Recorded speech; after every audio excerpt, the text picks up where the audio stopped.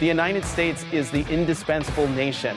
It's not to say that America is exceptional or anything, but when Putin invaded Ukraine, the world turned to Biden to pull it together, the coalition together. Yes, the Jonathan Capehart of the Washington Post. Is he gender fluid? Say, it's not that the United States is exceptional or anything. He chose that word deliberately, of course. The not exceptional United States. It's, but the whole world turns to the United States. We are the one indispensable nation. We are the one irreplaceable nation.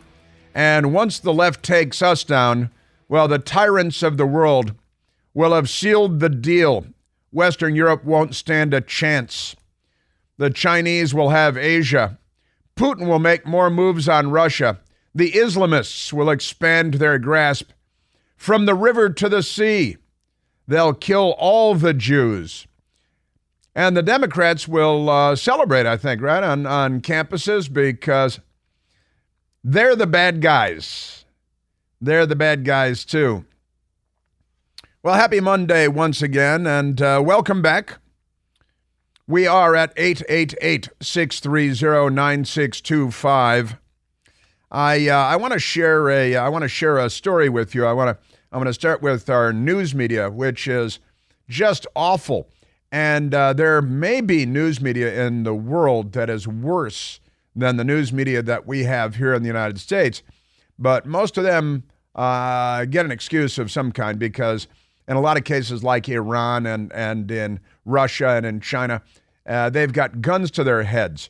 Here in the United States, no guns to their heads. They're just corrupt. They're just filthy, dirty, rotten, corrupt. And a new Gallup poll is out. And the question that the Gallup polling people asked us, the American people, in their big poll, how much trust do you have in the media? And how much trust do you have in the media? And the Gallup polling people, well, in 2023, 32% of us have some trust in the media, 32%. 1976, 72% of us had trust in the media. Then in 2003, 50% of us had trust in the media. And now 32% of us have trust in the media, and that seems a little high, actually. Quite honestly, confidence in U.S. news media hits record low, is the headline here. Less than a third of Americans say they trust the press to report the news fully and accurately. Only 32% of Americans trust the media to report the news fairly and accurately, while a record 39% do not trust the press at all. And the press never reflects on this. There is never any introspection by them. No gathering in Aspen to smoke dope and talk about why nobody trusts them. It is a new Gallup poll published on Friday that reveals these horrible numbers for our horrible, horrible news media. The share of Americans who express trust in the media matches the record low that the pollster recorded in 2016, which is kind of interesting all by itself, too. 2016, is when Donald Trump was running for president, right? And who was in the White House? Well, Hillary Clinton was running for president, too. And Barack Obama was in the White House. While the previous record total distrust was 38%. So that really is at 39%, a new record for distrust. And they've earned our distrust, haven't they? Even Democrat Party supporters, who tend to have more confidence in the media than Republicans, have lost faith in the news media over the last year to a significant degree. Just 58% of Democrat voters expressed some level of trust in the news media. This is a 12-point decline compared to 2022. That's just last year. A change attributed to the diminishing trust among younger Democrats, which might be a positive sign. Only 11% of Republicans reported some confidence in the media establishment, according to Friday's poll. However, the 47-point gap between respondents from the two major U.S. political parties is the narrowest recorded since 2016, because fewer Democrats trust the media now, when Republicans' trust in the establishment had fallen dramatically. So that is your Gallup poll, and that is, and the news media, really that's, I don't understand why their numbers are this good, but the Gallup polling people, the annual poll, America's Confidence in the U.S. News Media, found the number of people saying that we have no trust at all in the mass media had hit an all-time high of 39%. No trust at all. Nearly 4 in 10 Americans have no trust at all. Just amazing. And they don't care. Let me assure you of this. They don't care. In 2016, 27% of those polled answered that they had what kind of confidence? None at all. While in 2023, that number shot to 39%. A devastating indictment of the public's belief in the establishment media and that they provide the public with facts and narratives. Only 32% of those polled had a great deal of trust in the mass media to report the news fully, accurately, and fairly. That matched the all-time low set in 2016, and they take this every year, right?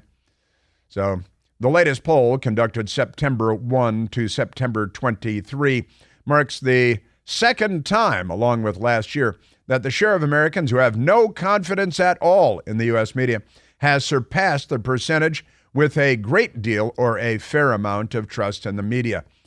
They started asking this question, the Gallup polling people did, in 1972. That's some time ago. And this is the worst ever because they suck. And I apologize for using a coarse language, but they really, really suck. Now, why? Why do we have no trust? Why do we have no confidence in them? Well, let me start with this one. The New York Post has the story, and the Washington Post does not, because they're not a legitimate news organization by any stretch of the imagination. But the New York Times rehires Hitler-praising Soleiman Hiji to cover the Israel-Hamas war. Soleiman, like Suleiman the Magnificent, who beheaded a great many. And you may remember, one of the mad bombers at the Boston Marathon was named for Suleiman too, because you can name your children for a New York Yankees big hitter or for an ancient Muslim beheader of thousands. You decide. Pretty amazing stuff. But the New York Times, they've got an amazing one. Or they've hired this guy, a New York Times reporter. He makes documentary films. He makes videos and then he makes, propaganda that's pro-terrorist and anti-Western civilization. That is to say, anti-civilization. A New York Times reporter who came under fire last year for praising Adolf Hitler in multiple resurfaced Facebook posts was rehired by the Gray Lady to cover the Israel-Palestine war. Palestinian filmmaker Soleiman Hiji hailed the Nazi leader, that's Adolf Hitler, as recently as 2018 in a post on Facebook when he shared a photo of himself with a caption that said, quoting now, "In a state of harmony as Hitler was during the Holocaust." He's in a state of harmony as Hitler was during the Holocaust. Per a translation from the Arabic by pro-Israeli media watchdog Homicide Reporting. Now, that same year, Soleiman Hiji, was hired by the New York Times as a freelance journalist, and he worked on a slew of visual investigations, making videos and things, published by the New York Times in 2021, including a one on an Israeli airstrike that killed 44 people. Hiji's 2018 post included a 2012 Facebook post where he wrote, "How great you are, Hitler." See, he wrote, "How great you are, Hitler," and now he's a New York Times journalist covering the war in the Middle East. He wrote it in Arabic alongside a photoshopped image of Adolf Hitler seemingly taking a selfie, a funny, charming, Hitler is likable kind of Photoshop photo. They were unearthed last year when pro-Israel outlets called the New York Times and asked them about hiring the anti-Semitic journalist as a freelancer. And at the time, the New York Times said, oh no, this is terrible. This might make us look bad. What are we going to do? So they fired him. And then, just the other day, don't tell anybody, they hired him back. They hired him back, and now he's covering the news for them. See? Because that's your Democrat Party. And make no mistake, the New York Times is the Democrat Party. Now, here's another story from a reporter named Eric Levitz. Eric Levitz. He posted over the weekend on X, and he's a left-wing journalist, right, who is... he's with the New York Magazine and the Intelligencer. That's the one that Glenn Greenwald had to leave because they got too lefty. Glenn Greenwald, an old lefty, was one of the founders of the Intelligencer, and they got so hostile to him and so far left that he had to leave. Now, Eric Levitz, New York Magazine and the Intelligencer, he posted on X. He wrote, "Last night, I asserted that this report indicated that babies were beheaded." You've all heard the reports of the babies beheaded, and photos were released, and you can look at them if you'd like. This was an overstatement, Eric Levitz, presumably Jewish, liberal, Democrat, journalist, United States of America, propagandist, anti-Western, danger to civilization. Last night, I asserted, he's calling himself out, that this report indicated that babies were beheaded. This was an overstatement, he says. I should have said that the report established that babies were found headless. See, they were found like the Headless Horseman and Sleepy Hollow. I should have said that the report established, no dispute, that babies were found headless. Maybe they did it to themselves.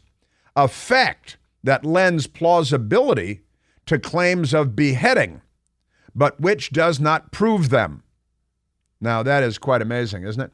This is Eric Levitz, New York Magazine, The Intelligencer, mainstream Democrat, self-described liberal, actually a leftist, presumably Jewish, Levitz.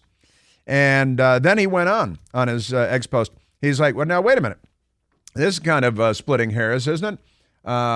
Let's not get all caught up in who killed who. And he's calling out his own reporting, saying that his report indicated that babies were beheaded. Now he wants to clarify. Sure, babies, plural, were found headless, but maybe they were baby suicides and they cut their own heads off or something like that.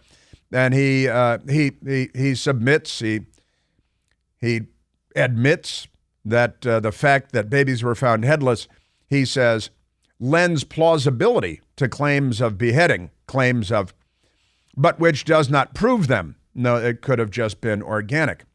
He then writes, the verb behead has multiple definitions. Yeah, this is like jihad. When leftists say to you, oh no, jihad isn't beheading babies and killing all the Jews. It's an internal struggle over whether you're going to go to college or not. The verb behead has multiple definitions, he types, and is sometimes used to mean decapitate. The report indicates that Hamas did behead babies in that sense, but the term can also connote a form of execution using a knife, and we do not have confirmation of beheading in that sense. This is the American news media. Do not let this person, Eric Levitz, near the children. Do not allow him near sharp objects or implements. Do not allow him near the silverware. Do not allow him near babies. Eric Levitz is mentally deficient. Eric Levitz is, he's in the midst of jihad, an internal struggle. As I like to point out, because it's true, they use the words, but they don't know what they mean. There's more from this dithering dimwit because he's struggling, his internal struggle, his personal jihad.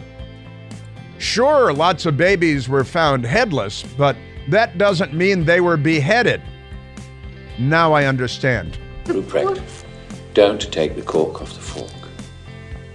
Why is the cork on the fork? To prevent him hurting himself and others.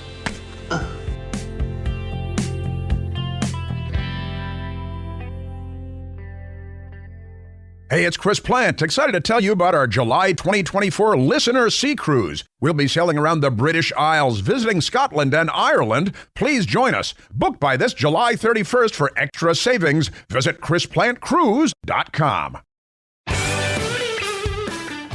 Yeah, this journalist, he's a journalist, Eric Levitz, Levitz, his own report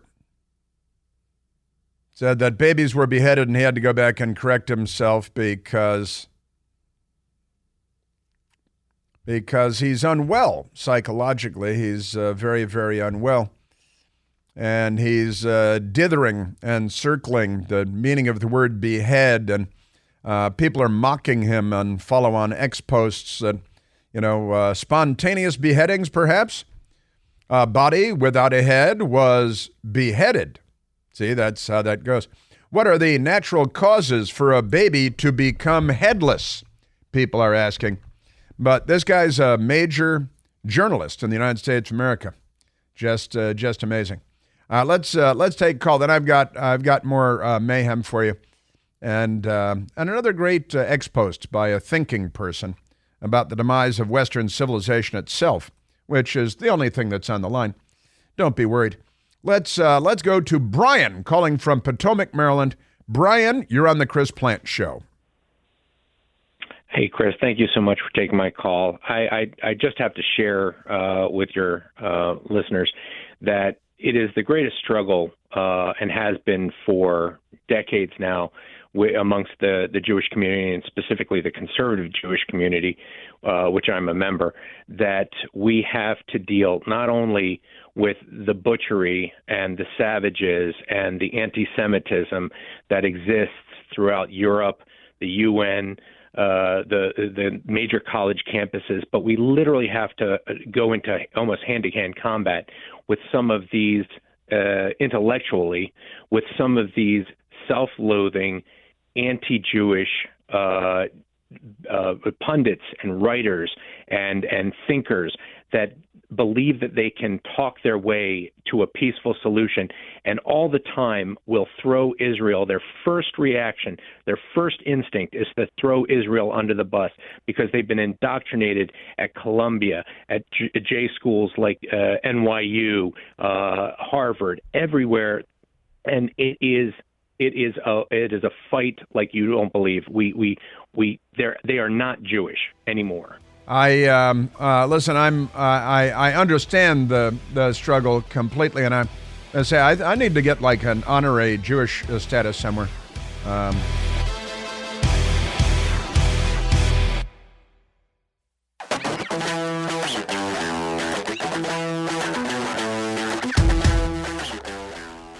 Now, again, we had a Naval Academy grad call in a little earlier, Steve, to remind us that today is the 40th anniversary of the Beirut, Lebanon Marine Corps barracks bombing. There as peacekeepers, 241 Americans killed in that terrorist bombing. And at the time, we didn't know the organization known as Hezbollah, but now we do. And they're still out there killing Jews today. In fact, an American from Maryland who has Israeli citizenship, left his home in Maryland, went over to Israel as a reservist and suited up and was put up close to the Lebanon border, and he was killed. And he was killed in an attack. I believe they were using an anti-tank weapon on individuals. Now, back to 40 years ago, 1983, the Marine barracks bombing, American intelligence immediately zeroed in on the attackers, who were an Iranian-backed Shiite terrorist organization, part of a new group that we now know as Hezbollah. And Hezbollah is attacking Israel today and yesterday. They are engaged in a crusade, a jihad, to wipe Israel off the map because they're genocidal anti-Semites. And Democrats, in a great many cases in the United States, are on the side of the genocidal anti-Semites, today's Nazi party. The New York Times hired a pro-Hitler just this past week, rehired a pro-Hitler journalist that they had fired a year ago for all of his pro-Hitler social media posts, and the New York Times hired him back just the other day. The Associated Press prohibits their writers all over the world from using the word terrorists when describing Hamas. Well, let's not call the National Socialist German Workers' Party Nazis. Let's not get into name calling. And also, we're sending relief into the Gaza now. Truck caravans of supplies for the enemies of civilization. I honestly, I'm waiting for Joe Biden to start sending supplies to Russia. Why aren't we sending supplies to Russia? They're the aggressor when it comes to Ukraine. We're sending supplies to the aggressor when it comes to Israel. We're going to be wrong about everything and on the wrong side of everything. Please be consistent.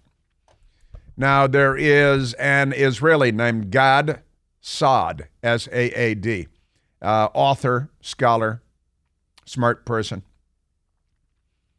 who has an ex-post. You're not going to like this tweet, so turn away if you're likely to be triggered. He writes, I'm a very optimistic person. I'm a fighter for Western values and liberties. I'm a dogged defender of science, reason, and common sense. Then you're in big trouble today, big trouble with the Democrat Party and the left.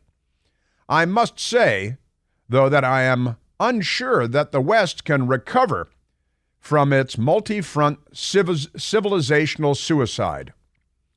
Yes, I've talked about these issues for decades and wrote a book about it, but the past few weeks have crystallized the extent to which the problem has become intractable. It will be a long and ultimately bloody demise, and the West will be the first society in recorded history to fully self-implode due to its parasitic ideological rapture. It is a gargantuan Greek tragedy that will shape the future of humanity. This is not hyperbole, he writes. Your grandchildren will pay a very high price for your progressive arrogance rooted in the pursuit of unicornia that exists only in the recesses of deeply flawed, parasitized minds, afflicted by the parasites that have eaten away at their brains. And Gad Saad is warning us all, and quite honestly, this is a civilizational battle. This is a war for civilization itself. And the left, which murdered 100 million people in the 20th century, they're still here. And they're siding with the jihadis, with the mass murderers, the genocidal racists, the genocidal anti-Semites. They, the left, are not on the side of civilization. And the Democrat Party is the left. Now, Gad Saad he lives in Canada now because there are freedoms in the West. He's actually from Beirut, which is, not a hotbed of fun these days. It has an amazing history as a city, Beirut. But this Canadian professor, author, thinker is warning us that Western civilization is committing suicide, and I believe that to be true. I do believe that to be. You see examples of it everywhere. I mean, he says that he's a dogged defender of science, reason, and common sense. Well, that means he knows how many genders there are, right? And the Democrat Party has erased science and history, and especially their own history, because their history, the Democrat Party's history, is the history of racism in America, from the Confederate States of America to the White Knights of the Ku Klux Klan to Jim Crow, all Democrats, every damn one of them, lynchings, Democrats, bullwhips, Democrats, plantations, Democrats. You're a Democrat Party. And they, the left, are not on the side of civilization. Again, they murdered 100 million people, starved millions to death, enslaved more than 1 billion, in fact, billions, plural, in the 20th century. And we thought that we had defeated Soviet communism, that we could ignore Chinese communism. We were wrong. Both counts. Just amazing. You're a Democrat Party. All right, let's get to because I got to tell you, let's go to soundbite number one. Let's go to Face the Nation. Margaret Brennan is the Democrat Party host. It's a front group, CBS News, for the Democrat Party, and Margaret Brennan is a Democrat Party shill. And the Democrat Party is not on the side of civilization anymore, and they're not on the side of Israel, and they're not hell-bent on getting the truth out. Antony Blinken was on, the feckless, hapless, spineless Secretary of State that impresses no one. And there are hundreds of Americans who are mostly Palestinian Americans, dual citizens, probably born there, came to the U.S., became U.S. citizens, maybe the children of Palestinians. They're back in the Gaza Strip when they started murdering all the Jews in the name of genocide. And here's our spineless Secretary of State. I know there are an estimated 500 to 600 Americans there. Is there any chance Israel lets some of those Americans out, or Egypt allows some of those Americans in? You're exactly right.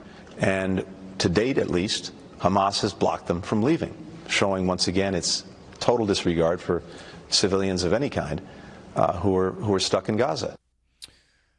So there are 500 to 600 additional Americans in the Gaza. They'd like to go to Egypt. Hamas, the terrorist group, will not let them. And their total disregard for human life. They are a sadistic, murderous, blood-drenched death cult. And their umbrella is radical Islam, the jihad. And, well, you're right. There are 500 to 600 American citizens in the Gaza, and they're not being allowed to leave. They know Israel is bombing, striking targets, and they want to keep them there because they love murder, because murder is their whole thing.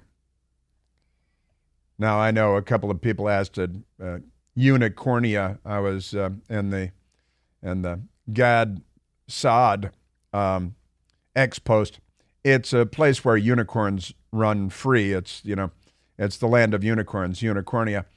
And he was mocking them and ridiculing them for their fantastical and sad and pathetic worldview. The crazy people have taken over. For how many years have I been talking about this very stuff? Fox News reporter Hillary Vaughn, and so we got 500 or 600 Americans. Yes, you're right. They have a total disregard for human life and for international law. They're war criminals, and they need to be carpet bombed out of existence. We should blacken the sky above their heads with B-52 bombers and empty them. Well, what about we're sending supplies into them. We should really be sending humanitarian supplies to Russia to aid them in their war against Ukraine, don't you think? And by the way, where's the lefty calling for a ceasefire in Ukraine? They've got the communists beating up on Ukraine, not communist. And the left doesn't have anything to say about that. They're fine with that. Not a peep. Israel responds to a genocidal attack on Israel, and the left is calling for them to stop immediately and calling them the war criminals, the Israelis. The left. Fox News has a reporter named Hillary Vaughn trying to ask Ilhan Omar a question. Ilhan Omar is, of course, a Democrat member of the House of Representatives and an anti-Western jihadi. You called for a ceasefire. Are you okay with Hamas terrorists continuing to exist? Do you think that Israel should just lay down their arms and not try to get the hostages out of Gaza? She sounds like a Nazi. Listen, Can Israel have a ceasefire? they're electrocuting Jews back there. Mission is to wipe out their existence. She's got her hobnailed boots on. How can they have a ceasefire if they're trying to wipe out? She's got a big man with her. A big, strong man. He might have a gun, too, because guns are good when it comes to protecting jihadis in Congress. And a big, strong man, because, he's a man. Now, there was a woman murdered in Detroit over the weekend. The president of a synagogue murdered over the weekend. And her funeral, Jewish, was over the weekend as well. And the Democrats in the Detroit, the police department, there's no reason to believe this was an anti-Semitic attack. None whatsoever. The woman, Samantha Wall, W-O-L-L, Samantha Wall, was murdered in front of her home, and a terrible trail of blood, and she was stabbed to death by an assailant, and we don't know who the assailant was or is. The assailant is on the loose, and Samantha Wall's funeral was over the weekend. Sam dedicated her life to creating opportunity for everyone, everywhere. She was a model citizen, a model Jewish citizen, who forged a path for herself and countless others to feel more connected with local community, Israel, and the whole of humanity. Teaching kindness matters, and so does living it.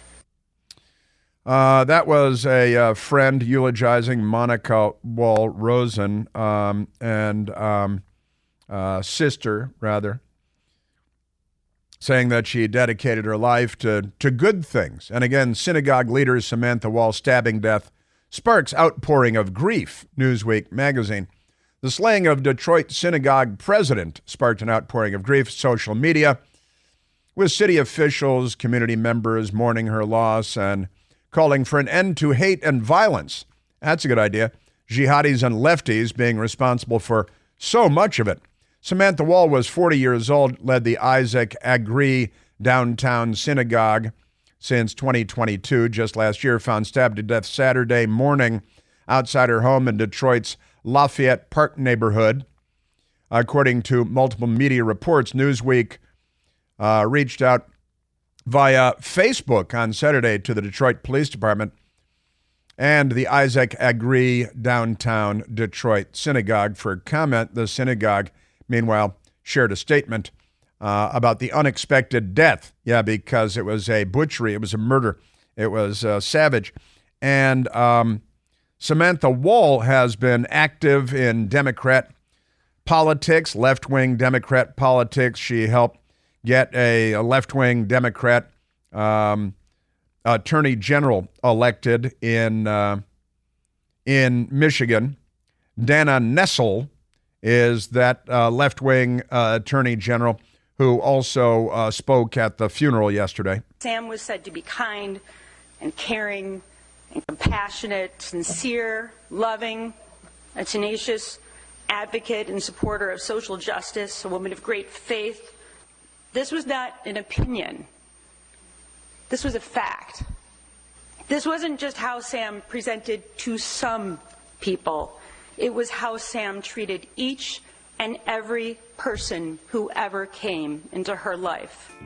Now, Samantha, again, a big supporter of Dana Nessel, the Attorney General, and Dana Nessel, a campaigned on an LGBTQ platform, of course. The people at CNN are in a bit of a tizzy about this because she was a good progressive, stabbed to death. And what are they saying about this being an anti-Semitic or a jihadi attack? I've got that coming right up.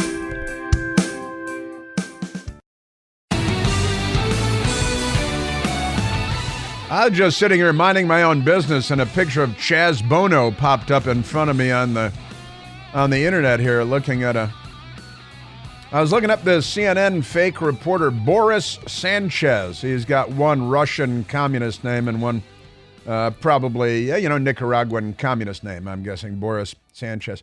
The Russians infiltrated Latin America, 1970s and 80s. There are a lot of Russian names that have resulted out of that. Boris Sanchez on CNN telling about the head of the synagogue in Detroit that was murdered in her front yard. We wouldn't want to leap to any conclusions here. It's not like, that somebody walked around the Capitol on January 6th. So let's be cautious. Let's be extra careful here with the reporting. When people see that headline, Detroit synagogue leader found stabbed to death, it makes people want to jump to conclusions, but their conclusions police say they just don't have, at least right now. Specifically, the police chief, James White, emphasized in a statement that they put out that the investigation into the death of Miss Samantha Wool is ongoing, but at this time, however, no evidence has surfaced suggesting that this crime was motivated by anti-Semitism. But also, they didn't include in that statement that it had been ruled out. Well, come on. I mean, we wouldn't want to unfairly conclude just because she's the head of a synagogue in Detroit and there's war in the Middle East that she was randomly stabbed to death in front of her own home, dragged herself inside bleeding profusely, the long trail of blood that police found. We would, it could just be an everyday Detroit brutal stabbing murder and have nothing to do with her role as the head of a synagogue in Detroit. On CNN, let's not bicker and argue about who killed who. CNN wants, of course, to be very, very careful, and that's why they assign Boris Sanchez to the story, because he's one of their crack reporters in Washington, D.C., and he actually as well, but the police, come on.